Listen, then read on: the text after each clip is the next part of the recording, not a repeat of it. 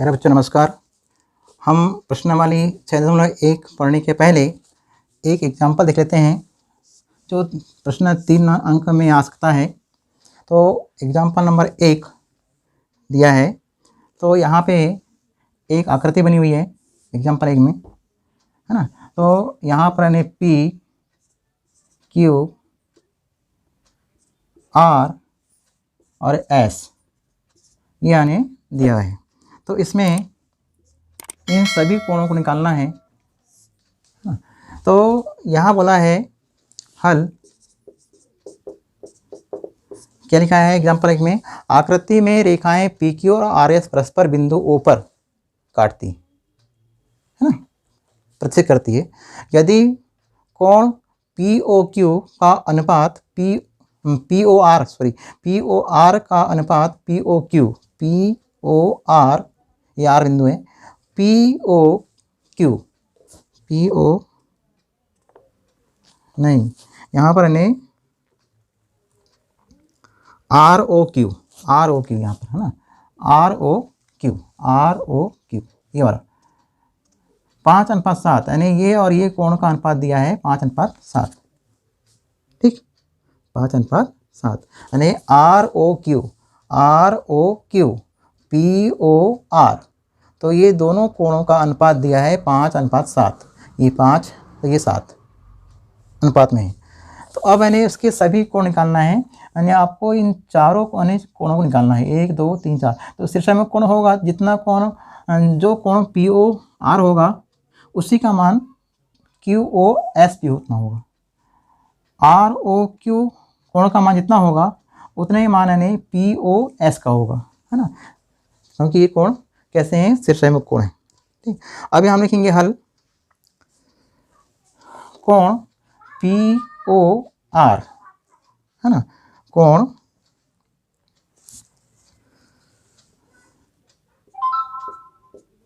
दिया है कोण POR अनुपात कोण ROQ बराबर लिखा है 5:7, 5:7, है ना। अब यानी ये दोनों कोण ने रेखीय युग्म कोण है। अतः कोण POR धन कोण ROQ बराबर 180 अंश होगा। क्यों होगा 180 अंश, बताओ। इसलिए होगा कि ये दोनों रेखीय युग्म कोण है। कौन सा कोण है ये, रेखीय युग्म कोण। तो हम यहाँ लिख देंगे रेखीय युग्म कोण, रेखीय युग्म कोण, ठीक है, रेखीय युग्म कोण है ये दोनों।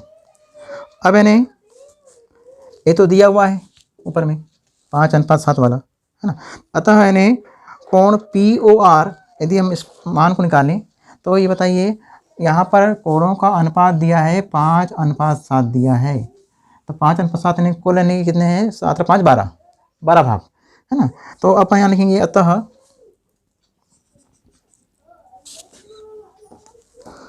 कोण POR बराबर यानी कोण का मान निकालेंगे अपन लोग, तो कितना आएगा बताइए। यानी इसका माप 180 हो रहा है, पूरा हो रहा है 180, तो 180 हो रहा है। तो हमारे पास में जो कोण है ये वाला, तो ये कौन सा कोण है, 5वां, नहीं 5 और 7, हम लिखेंगे 5/12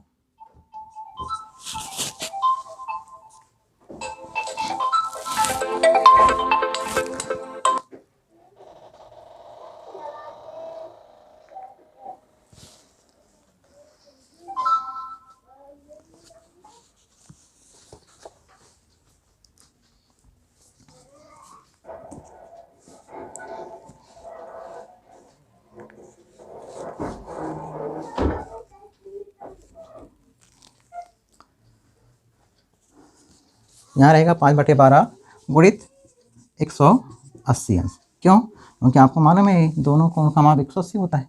अब इसको मैंने काटेंगे तो 6 दूनी 12 और 6 तिया 18। फिर 2 से काटें, 2 एकम 2, 2 से 15 बार। अब 15 का गुणा हम करेंगे 5 में, तो कोण POR का मान आएगा 75 अंश। 15 × 5 = 75।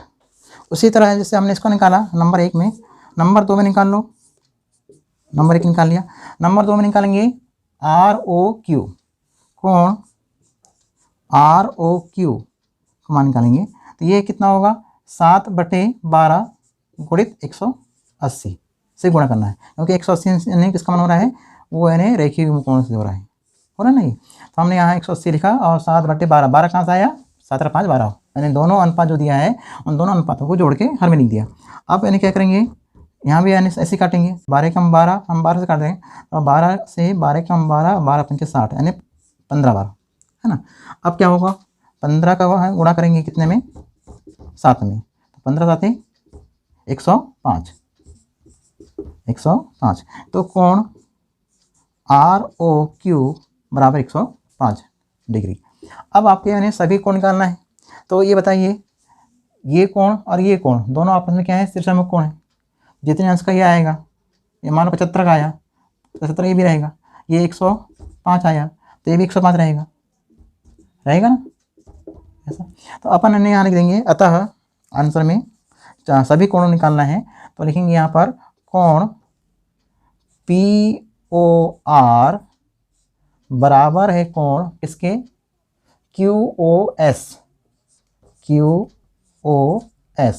बराबर लिखोगे 75 डिग्री, ठीक। फिर यहाँ दूसरा लिखोगे कोण ROQ बराबर है कोण किसके, ये है POS, तो ये कितना है 105। अब ये दोनों बराबर क्यों आए, हमने क्यों बराबर आए बताओ, ये शीर्षामुख कोण है, शीर्षामुख, तो शीर्षामुख कोण होने से क्या है, आपस में बराबर है ना। तो ये आपके यानी आंसर आ गया। आपके यानी 3 नंबर का प्रश्न ये पूछ सकता है एग्जाम्पल, क्योंकि ये अनुपात में दिया हुआ है 5 और 7 12, और ये दोनों कोण यानी रेखीय युग्म कोण है, रेखीय युग्म यानी आपका PQ जो रेखा है, इस PQ रेखा पर ये भी कोण बना हुआ है और ये भी बना, ये पूरा यानी आपका रेखीय युग्म कोण है ना। तो रेखीय युग्म कोण है, तो हमने यहाँ लिख दिया 180। अब इसमें 180 तो लिख दिया, तो 180 में हम पहले यानी कोण है POR, तो POR का मान निकालते हैं, तो 5/12 गुणित 180 माना गया। फिर ROQ दूसरा कोण निकालना है, तो आपको 7/12 गुणित 180 और हल कर लिए तो 105 आया।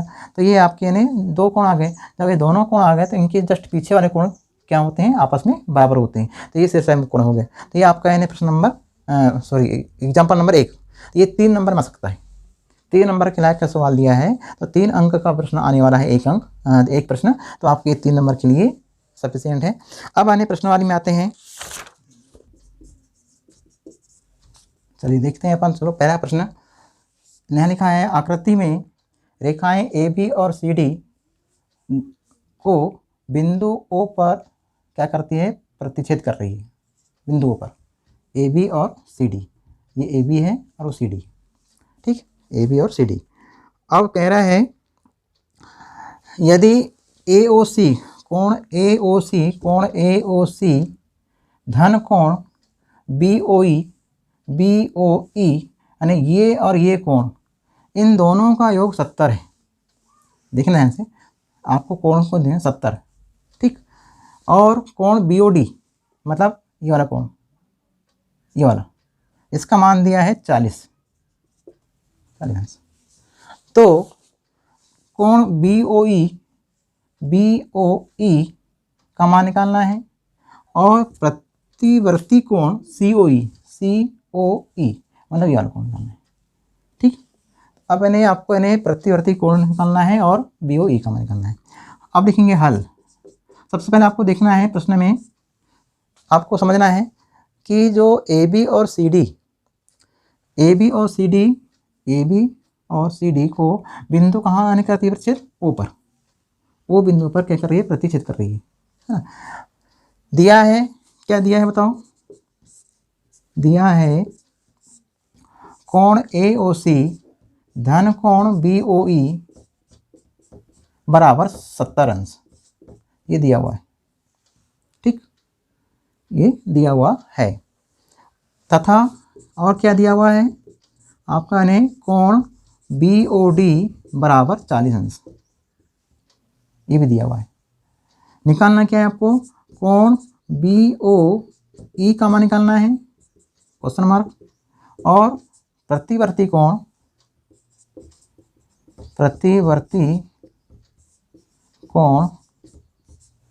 आपका निकालना है COE,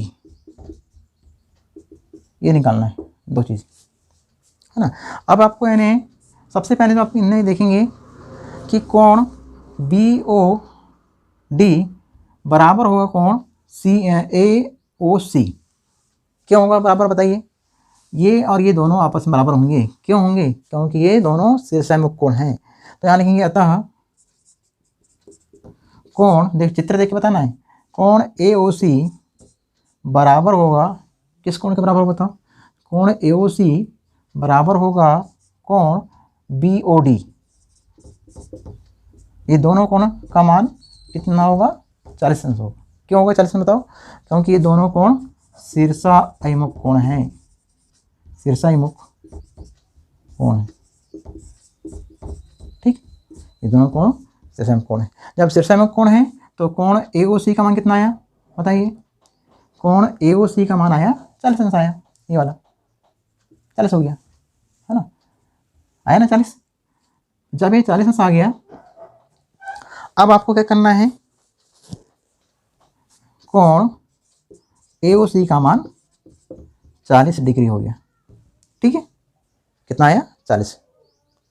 अब क्या करोगे, प्रश्न में दिया हुआ है कि कोण AOC धन कोण BOE, BOE का मान दोनों का योग 70 है, अतः कोण AOC धन कोण BOE का मान कितना है 70, ये तो दिया हुआ है, दिया है ना। जब दिया है तो इसका मान यानी कितना निकला 40, तो 40 अंश धन कोण BOE, तो BOE का मान कितना आया 70 अंश आया। ठीक, कितना आया 70। जब ये 70 अंश आ गया, अब इन्हें 40 का करें पक्षांतर, 40 का पक्षांतर करेंगे।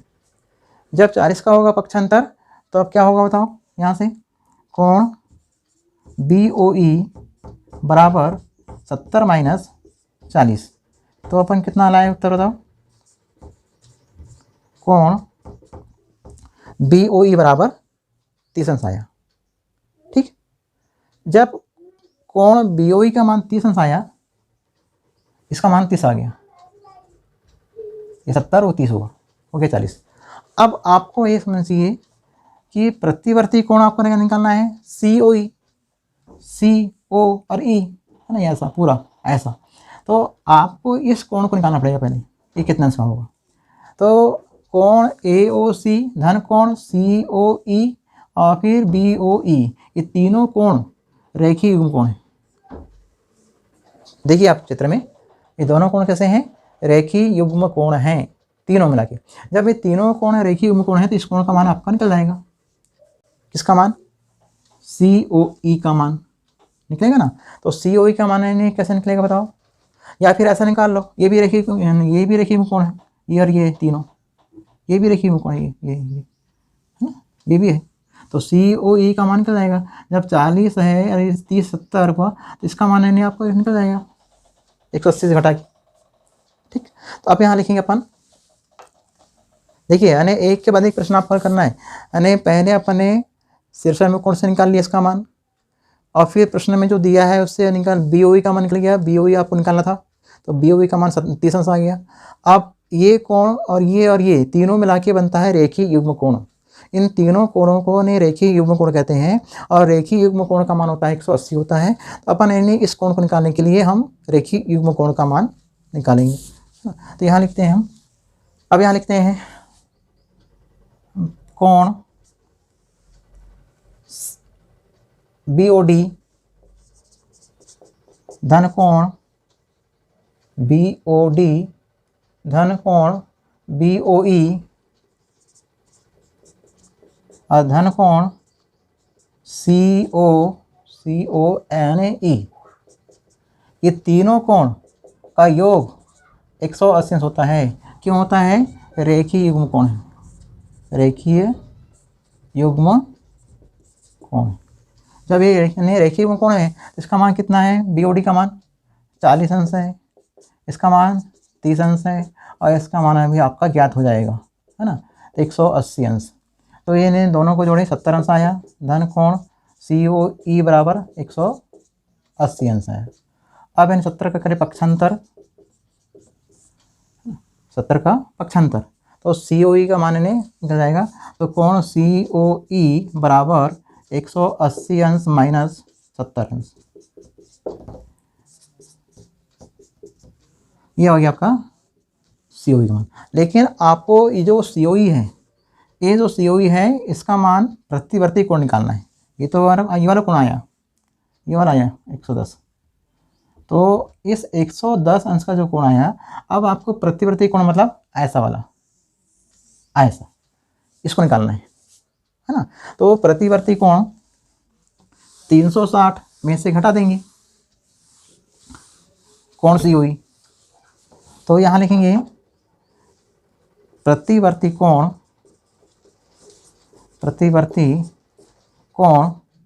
COE बराबर होगा 360 माइनस 360 में से घटाएंगे कोण COE, जो मान अभी निकला है ना। तो प्रतिवर्ती कोण COE का मान हो जाएगा 360 अंश माइनस 110 अंश। तो प्रतिवर्ती कोण का मान, प्रतिवर्ती कोण COE माने COE प्रतिवर्ती कोण, तो प्रतिवर्ती कोण का मान आपको निकालना था। तो प्रतिवर्ती कोण का मान आ गया 250 अंश, और एक कोण आपको निकालना था, कौन सा वाला? BOE, तो BOE का मान आपका निकला था 30 अंश, ठीक है ना। तो ये आपको इन्हें आंसर है, ये आपको इन्हें पहला प्रश्न हल हो गया, ठीक है। अब इन्हें प्रश्न नंबर दूसरा, प्रश्न वाली 6.2 का दूसरा प्रश्न देखें। दूसरा,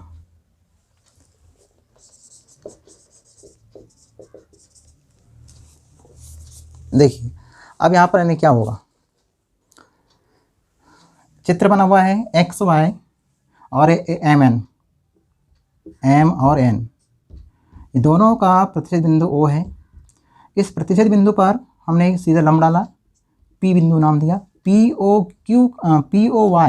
POY का मान दिया है 90, देखा POY कोण, और A अनुपात B बराबर 2:3 है ना, ये अनुपात में दिया है। तो C को ज्ञात करो, यानी ये C को निकालना है, ठीक, C कोण को निकालना है। अब क्या करेंगे बताओ, यहाँ लिखेंगे हम हल, यानी डायग्राम चित्र देखकर आपको हल करना है। दिया है, क्या दिया है बताओ, दिया है कोण POY बराबर 90 अंश, और क्या दिया है, और A अनुपात B बराबर दिया है 2:3, मतलब आपको बटे में लिखेंगे तो A बटे B बराबर 2/3, और B का यहाँ करें पक्षांतर, तो A बराबर होता है 2B/3, है ना। इसको आप समीकरण में दे सकते हैं, पहला समीकरण दे सकते हैं।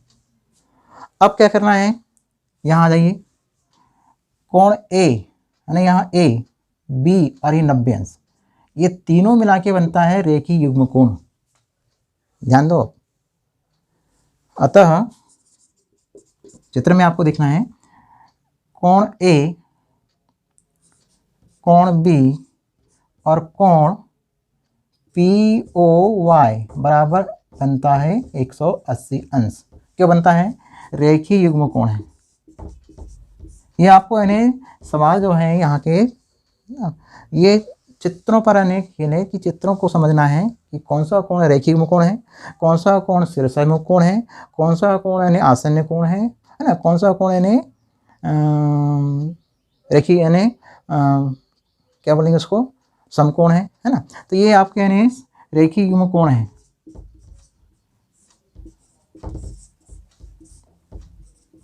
इसलिए 180 अंश आया। अब क्या करेंगे, ए धन बी धन 90 अंश बराबर 180 अंश।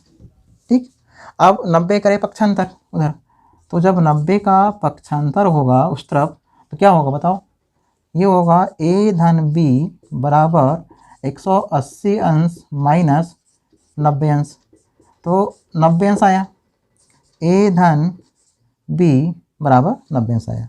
ठीक, अब क्या करेंगे अपन बताओ, ये आप 90 आ गया है ना, इसको देखो समीकरण नंबर 2। अब समीकरण 2 में ए का मान समीकरण 1 से रख दो तो आपका ए हट जाएगा, बी आ जाएगा, है ना। तो यहाँ लिखेंगे समीकरण 2 में ए का मान रखने पर कितना आएगा बताओ, ए का मान, तो यहाँ हो जाएगा ये जो ए बराबर 2/3 बी लिखा है, 2/3 बी धन बी बराबर 90। देखिए अब यहाँ से हल हो रहा है, इसके नीचे में एक छिपा हुआ है ना, बी के नीचे एक है, अब इसको लघुत्तम लेके जोड़ना पड़ेगा। ठीक, तो लघुत्तम लेके जोड़ेंगे कितना आएगा बताओ,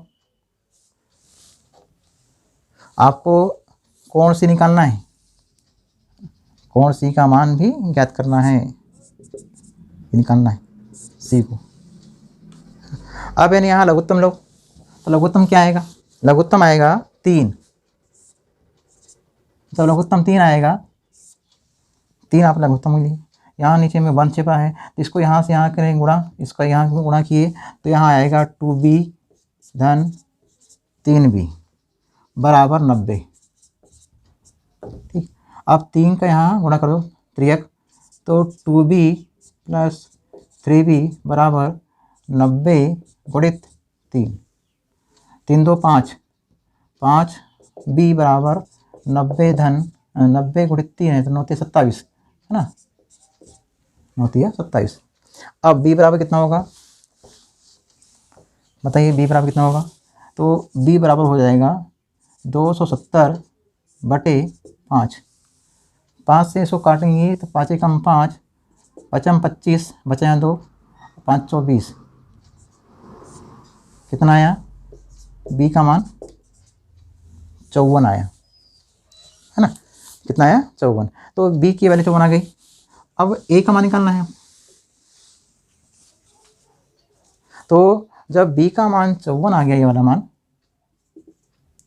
ये मान 54 आ गया, अब b और c मिला के बनता है रेखीय युग्म कोण, है ना, c ज्ञात करना है, अतः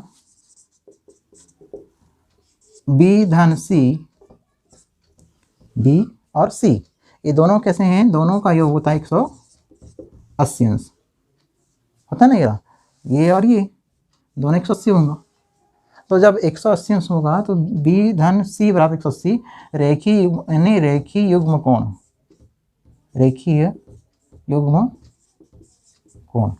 तो रेखीय युग्म कोण से हम इसको हल करेंगे, तो बताइए कितना आएगा इसका मान, b का मान है 54, 54 धन c बराबर 180। अब इन्हें c का मान निकालना है तो 54 का हो जाएगा पक्षांतर, तो c बराबर हो जाएगा 180 माइनस 54, तो c बराबर कितना हो जाएगा बताओ, c बराबर हो जाएगा, उसको घटाएंगे उधार लेके, 10 में से 4 गया 6, यहाँ बचा 7, 7 में से 5 गया 2 और 1 की 1, तो कोण सी का मान 126, मतलब इसका माप 126 आया, है ना। तो आपको आंसर निकालना था, क्या आंसर निकालना था, आंसर में निकालना था सी ज्ञात करो, तो सी का मान आपको निकल गया, सी बराबर 126 अंश। ठीक, तो ये आपका प्रश्न नंबर 2। तो देखिए आपके प्रश्नावली 6.1 है ना, एक में पहला प्रश्न हो गया, दूसरा हो गया, है ना। अब सभी चित्रों पर डिपेंड करता है, चित्रों को देख के आप बनाना है। अब इन्हें प्रश्नावली 6.2 कल देखेंगे आगे, बाकी यानी यहाँ के जो 2-3 सवाल हैं ये आप अन्य बना लेंगे, है ना, चित्रों के माध्यम से। अब इन्हें 6.2 कल अपन पढ़ लेंगे और 6.2 के बाद आपका ये जो अध्याय 6 है ये समाप्त होता है, क्योंकि इससे 3 नंबर का आने वाला है। 3 नंबर के लायक अपन ने पढ़ लिया, ठीक है, परिभाषाएं पढ़ लिया। और 6.2 के सवाल कुछ पढ़ लेते अपन। इसमें शीर्षक कोण दिया है, एकांतर अंतः कोण दिया हुआ है, तो ये अपन देख लेंगे। तो प्रश्नावली 6.2 कल देखेंगे। आज के लिए इतना काफ़ी। Thank you.